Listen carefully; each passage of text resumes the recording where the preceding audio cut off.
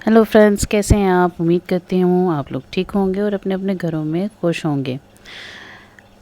मैं अपनी एक नई वीडियो के साथ आप लोगों के सामने हाजिर खिदमत हूँ। वैसे तो बस थोड़ा सा ही टाइम रह गया है वीडियो के कंप्लीट होने में, पिक्चर के कंप्लीट होने में, जिसका मुझे बेसब्री से इंतज़ार है और उम्मीद करती हूँ आपको भी इंतज़ार रहेगा। जल्द से जैसी ख़त्म होगी तो पता चलेगा कि भाई आखिर ये दिखने में कैसी लग रही है, और आप मुझे ज़रूर बताइएगा कि कैसी लग रही है। कहानी की तरफ आते हैं तो जन्नत के पत्ते में पिछले पार्ट में हम लोगों ने ये पढ़ा था कि हया के वालिदैन एक तो उसे तलाक़ पे फ़ोर्स कर रहे हैं, दूसरा वो परेशान है, तीसरा उसने जो है वो सबांजी यूनिवर्सिटी के लिए अप्लाई किया हुआ था, लेकिन ये था कि उसको वीज़ा नहीं मिला था, वीज़े के लिए अप्लाई करना था, तो वो जो है एम्बेसी गई है खदीजा के साथ। वहाँ जाकर ये पता चलता है कि उसका तो पासपोर्ट अभी तक उसने लिया ही नहीं है। पासपोर्ट आ चुका है बट उसने लिया ही नहीं है पासपोर्ट ऑफिस से। इस्लामाबाद जाती है वो पासपोर्ट लेने के लिए, वहाँ पे वो ट्रैफिक में फंस जाती है। फिर आगे क्या होता है, आया वो पहुँच पाती है कि नहीं पहुँच पाती, ये हम लोग अभी सुनेंगे। ट्रैफिक हस्ब मामूल बहुत फंसा हुआ था, बेपनाह रश, हॉर्न का शोर, बंद सिग्नल, फंसी हुई गाड़ियाँ। वो बार बार फ़िक्रमंदी से कलाई पे बंदी घड़ी देखती और फिर सुस्त रवि से चलते ट्रैफिक को वो मुश्किल मरी रोड से निकल पाई तो सुकून का सांस लिया। मामूल की चेकिंग के बाद वो 11 बजे तक इस ओपन एरिया लाउंज में पहुंची जहां खदीजा थी। तुर्क रेग्स मखसूस तुर्क ब्लू आई और तुर्की के नक्शों से वो लाउंज सजाया गया था। खदीजा एक सोफे पर मुंतज़िर परेशान सी बैठी थी। इसे देखते ही उठ खड़ी हुई। शुक्र है आप आ गई हया, उन्होंने सबके इंटरव्यू रोक रखे हैं, पहले हमारा होगा। अच्छा, मगर क्यों? लेकिन क्यों का जवाब सुनने का वक्त नहीं था और फिर इनको इंटरव्यू के लिए कॉल कर लिया गया था। वो खुश शक्ल सा तुर्क डिप्लोमेट इनके इंतज़ार में बैठा था। वो खदीजा के आगे चलती हुई सामने हुई और अपनी फ़ाइल शीशे की खिड़की के सुराख से अंदर दी। इसका दिल ज़ोर ज़ोर से धड़क रहा था। अगर इसका वीज़ा मुस्तरद हो गया तो। इस ऑफिसर ने इसकी फ़ाइलें उठाईं, इनसे फॉर्म निकाले और फ़ाइलें वापस बंद करके रख दी। अगर इसने वीज़ा देना होता तो इनका इंटरव्यू करता, कुछ तो पढ़ता, कोई सवाल तो पूछा, मगर वो बस सरसरी से फॉर्म को देख रहा था। तो क्या वो वाकई इसका वीज़ा मुस्तरद करने लगा था? फॉर्म पर एक निगाह दौड़ाकर इसने सर उठाया और संजीदगी से इन दोनों को देखा जो बिना पलक झपके सांस रोके इसको देख रही थी। आप किधर थीं? मैं इतने दिनों से आपका वेट कर रहा था। इसने साथ ही मेज़ पे रखा एक कागज़ उठाया। मुझे सबांजी यूनिवर्सिटी ने ये लिस्ट भिजवाई थी, इनमें आपके नाम हैं ताकि मैं आपका वीज़ा लगा दूं। खैर, वीज़ा कल तक स्टैंप हो जाएगा। आप में से कोई एक कल आकर दोनों पासपोर्ट पिक कर लें, शाम 4 बजे तक। राइट? फरते जज्बात से इनकी आवाज़ नहीं निकल रही थी। दिल यूँ धड़क रहा था गोया अभी सीना तोड़कर बाहर आ जाएगा। वो जैसे ही इस ऑफिस से निकली एक साथ रुक गईं और एक दूसरे को देखा। आई एम सॉरी हया, I am sorry Khadija, back वक्त दोनों के लबों से निकला था और फिर दोनों हंसते हुए एक दूसरे के गले लग गईं। बिल आखिर इसे यकीन आ गया था कि हाँ, वो वाकई तुर्की जा रही है, वो भी पूरे 5 माह के लिए। वो तुर्की जहाँ वो रहता है, वो जो हमेशा इसके दिल के साथ रहता था।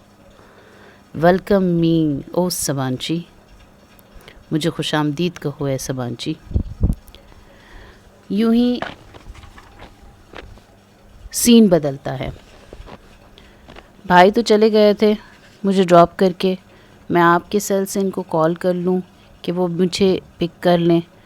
डिप्लोमेटिक एंक्लियो से निकलते हुए खदीजा परेशानी ज़ाहिर की तो इसने मुस्कुराते हुए सर झटका। नो प्रॉब्लम, मैं आपको ड्रॉप कर दूंगी खदीजा, आप मुझे डीजे और तुम कह सकती हो। श्योर। इसने पार्किंग में खड़ी कार का लॉक खोला। मुझे जीना सुपर जाना था। यूँ ना करें कि कुछ शॉपिंग कर लें, आपने कुछ लेना होगा खदीजा। इसकी ताकीद के बावजूद वो तकल्लुफ़ ख़त्म न कर सकी। سویٹرز لینے ہیں، وہاں بہت سردی ہوگی، پھر وہیں چلتے ہیں۔ سائنو شور کے بالمقابل چبوترا خالی تھا، مگر دن کے وقت وہ اتنا ویران نہیں لگ رہا تھا جتنا پچھلی رات لگا تھا، اور وہ سر جھٹک کر آگے بڑھ گئی۔ اوہ، نڈل ایمبریشنز پہ سیل لگی ہے، آئیں کچھ دیکھ لیتے ہیں۔ وہ کافی دنوں سے سوچ رہی تھی کہ یہاں سے کوئی اچھا شرٹ پیس لے لے، اور آج تو سیل بھی لگی ہے۔ اور وہ خدیجہ آگے پیچھے شیشے کا دروازہ دھکیل کر اندر داخل ہوئی۔ شاپ کے اندر وہی مخصوص ماحول تھا، ہیٹر کی گرمی اور باہر خنکی کا ملا جلا تاثر۔ زرد سپاٹ لائنز سے چمکتی چھت اور ہر طرف شوکیسز پہ پھیلے کڑھائی والے کپڑے۔ وہ محو سی اسٹینڈ پہ لگے نمونے دیکھتی آہستہ آہستہ قدم بڑھا رہی تھی۔ سامنے ورک ٹیبل تھی جس کے پیچھے کھڑا مستعد سیلز مین میں سے اسے دیکھ کر فوراً متوجہ ہو گیا تھا۔ جی میم، یہ پنک والا دکھائیں جس پہ وائٹ ایمبرائڈری ہے۔ اس نے انگلی سے پیچھے رول کیے ہوئے تھان کی طرف اشارہ کیا۔ سیلز مین نے گردن پھیر کر دیکھا۔ میم، یہ میں سامنے رکھ رہا ہوں، یہ سامنے ہی پڑا ہے۔ وہ اس سے 6 فٹ بائیں جانب اشارہ کر رہا تھا جہاں ایک فیملی کھڑی اسی کپڑے کا معائنہ کر رہی تھی۔ او تھینکس۔ وہ چند قدم چل کر بائیں جانب آئی جہاں میز پہ وہ خوبصورت کڑھائی والا شرٹ کا فرنٹ پیس پھیلا ہوا تھا۔ حیا کے بالکل بائیں طرف کھڑا ایک نوجوان سر جھکائے ہاتھ میں کپڑے کو مسل کر چیک کر رہا تھا۔ اس کے ساتھ ایک نفیس معمر سی خاتون اور ایک کم عمر اونچی پونی ٹیل والی لڑکی کھڑی تھی۔ ممی، یہ پنک والا لے لیتے ہیں، ثانیہ بھابی کا کمپلیکشن فیئر ہے، ان پہ سوٹ کرے گا۔ کیوں بھائی؟ وہ اب نوجوان سے رائے مانگ رہی تھی۔ حیا نہ چاہتے ہوئے بھی ان کی طرف متوجہ ہو گئی۔ اسے بس یہی جلدی تھی کہ کب وہ شخص اس کپڑے کو چھوڑے اور وہ اسے دیکھ پائے۔ اس وقت بھی گلابی شرٹ کا کپڑا اس شخص کے ہاتھ میں تھا۔ اس نے اسے ہاتھ میں سے یوں پکڑ رکھا تھا کہ اس کی ہتھیلی والی طرف اوپر تھی۔ حیا نے اس کے ہاتھ میں پکڑے کپڑے کو دیکھ رہی تھی جب دفعتاً اس کی نگاہیں پر کپڑے سے اس شخص کی کلائی پہ پھسلتی رہ گئیں۔ وہ بڑی بری طرح چونک گئی۔ اس کی کلائی پہ کانٹے کا سرخ گلابی سا نشان تھا، جیسے جلا ہو یا کوئی برت مارک۔ یوں اس کہانی کا دوسرا باب شروع ہوتا ہے، یعنی کہ دوسرا حصہ شروع ہوتا ہے۔ وہ اس کے ساتھ ہی کھڑا تھا، گلابی کپڑے کو ہاتھ میں مسل کر چیک کرتا ہوا۔ وہ مکمل طور پر یہ اپنی فیملی کی طرف متوجہ تھا۔ وہ یہاں سے اس کا نیم رخ ہی دیکھ سکتی تھی۔ وہ دراز قد تھا، رنگ صاف، اور آنکھوں پر فریم لیس گلاسز تھے۔ چہرے پر متانت اور سنجیدگی تھی۔ جینز اور جیکٹ میں ملبوس وہ اچھا خاصا سمارٹ نوجوان تھا۔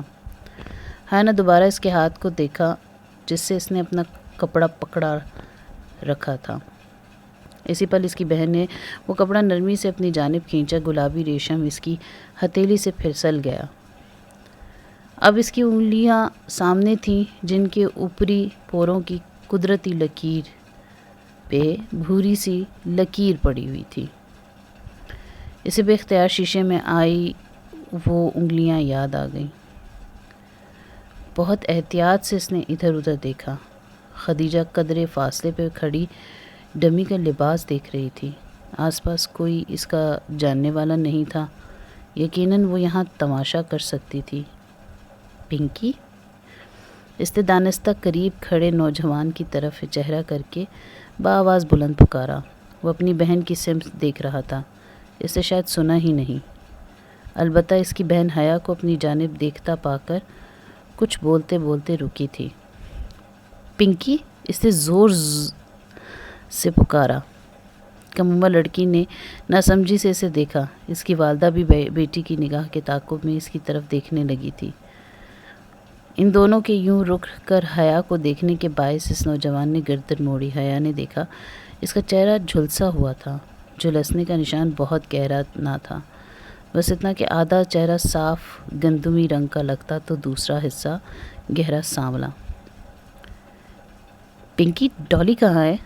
وہ سینے پہ بازو لپیٹے بڑے تیکھے انداز میں بولی، اور چونکہ وہ اس نوجوان کی آنکھوں میں دیکھ کر بولی تھی وہ ذرا الجھ سا گیا۔ سوری، میں نے پوچھا ہے ڈالی کہاں ہے؟ کون؟ میں سمجھا نہیں۔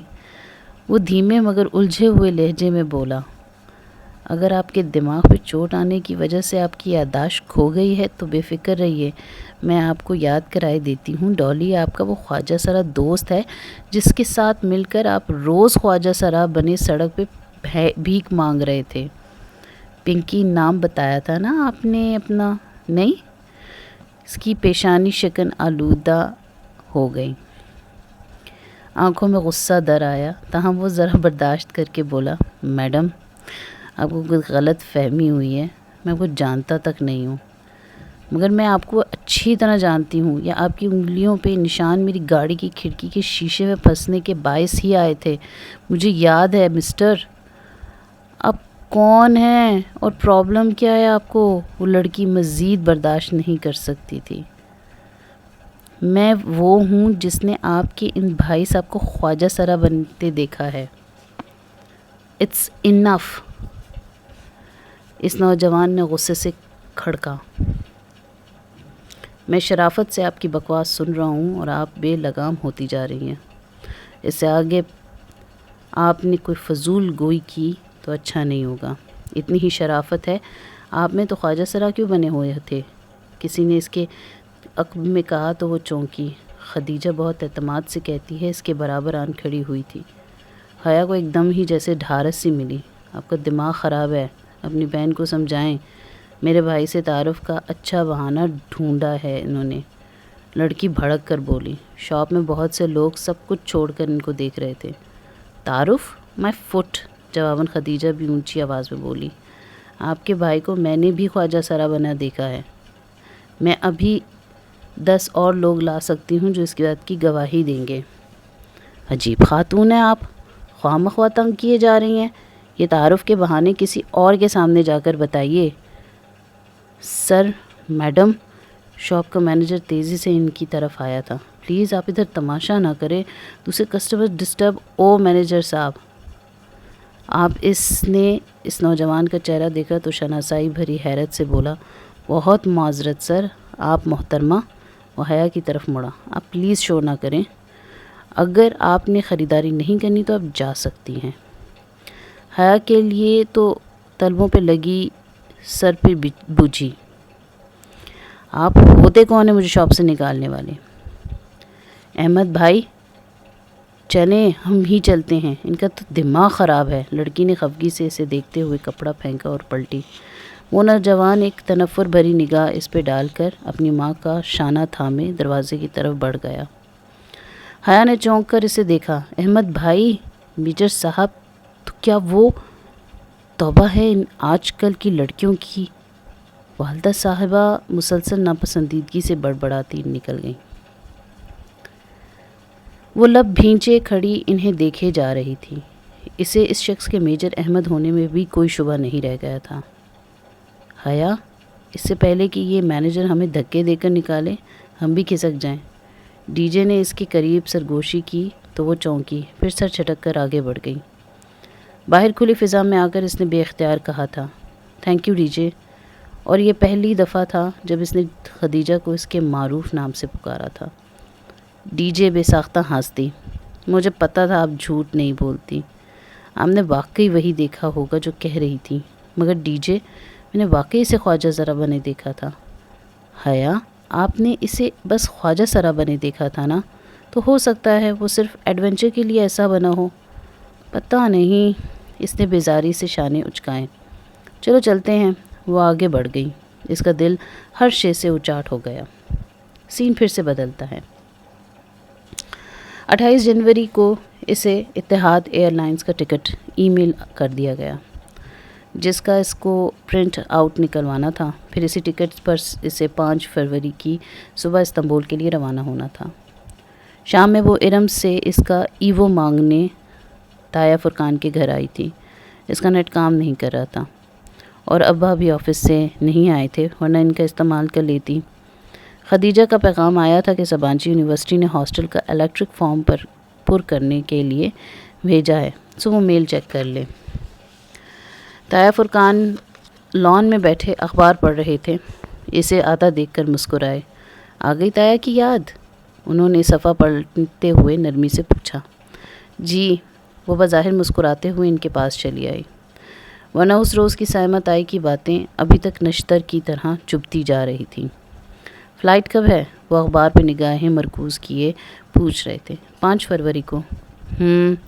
اپنا خیال رکھنا، ویسے بیٹیوں کو تنہا اتنا دور بھیجنا نہیں چاہیے۔ سلیمان کا حوصلہ ہے بھائی۔ خیر تم ترکی میں اپنے لباس اور اقتدار کا خیال رکھنا، سر سے دوپٹہ نہ اتارنا جیسے ارم نہیں اتارتی۔ آخری فقرہ کہتے ہوئے ان کے لہجے میں فخر در آیا تھا، حیا کے حلق تک کڑواہٹ گھل گئی تھی۔ جی بہتر، میں ذرا ارم سے مل لوں۔ وہ جان چھڑا کر اندر آ گئی۔ کاش کہ یہ وہ تایا فرقان کو بتا سکتی کہ مغربی لباس میں جو وہ یہاں ان کی وجہ سے نہیں پہنتی وہاں ضرور پہنے گی۔ اس نے بہت سے ٹاپس اور جینز خرید کر اپنے سامان میں رکھ لیے تھے، اور رہی سر ڈھکنے کی بات تو وہ خیر سے سبانچی میں سختی ہے سے حرام تھا۔ شکر ارم کمرے میں نہیں تھی۔ باتھ روم کا دروازہ بند تھا اور اندر سے پانی گرنے کی آوازیں آ رہی تھیں۔ وہ بے دلی سے اس کے بیڈ پہ بیٹھ گئی۔ ارم شاور لینے میں بہت زیادہ دیر لگاتی تھی، سو مجبوراً اسے انتظار کرنا تھا۔ دفعتاً سیل فون کی گھنٹی بجی۔ حیا چونکی۔ ارم کا سیل فون اس کے ساتھ ہی تکیے پہ رکھا تھا۔ اس نے گردن جھکا کر دیکھا، سیل فون کی روشن اسکرین پر ایک نیا پیغام جگمگا رہا تھا، ساتھ ہی بھیجنے والے کا نام لکھا آ رہا تھا، حیا سلمان۔ وہ بے یقینی سے فون کی اسکرین کو دیکھے گئی۔ کیا کسی نے ارم کو اس کے نمبر سے پیغام بھیجا تھا، یا ارم نے کسی کا نمبر اس کے نام کے ساتھ محفوظ کر رکھا تھا؟ حیا نے محتاط نگاہوں سے باتھ روم کے بند دروازے کو دیکھا اور فون پہ 2 بٹن دبائے۔ پیغام لمحے بھر میں کھل گیا۔ میں کال کر لوں؟ صبح سے بات نہیں ہوئی، اب مزید انتظار نہیں کر سکتا، یہ دل اتنا مضبوط نہیں ہے جان۔ رپلائی۔ اسے جلدی سے پیغام مٹایا اور سیل فون واپس تکیے پر الٹا کر کے رکھ دیا۔ ایک لمحے میں سب سمجھ میں آ گیا تھا۔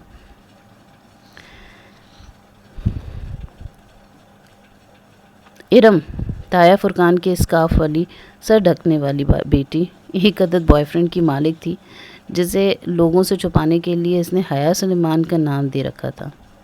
تبھی وہ اس رشتے پہ خوش نہیں تھی۔ حیا کو یاد آیا۔ وہ مزید بیٹھے بنا وہاں سے نکل آئی۔ اس کے بعد کیا ہوا؟ حیا ارم سے مل پائی کہ نہیں مل پائی؟ اس کو ٹکٹس ملے کہ نہیں ملے؟ یہ ہم لوگ اگلے پارٹ میں دیکھیں گے۔ تو تب تک کے لیے اپنا خیال رکھیں اور مجھے سبسکرائب کریں۔ تب تک کے لیے بائے بائے۔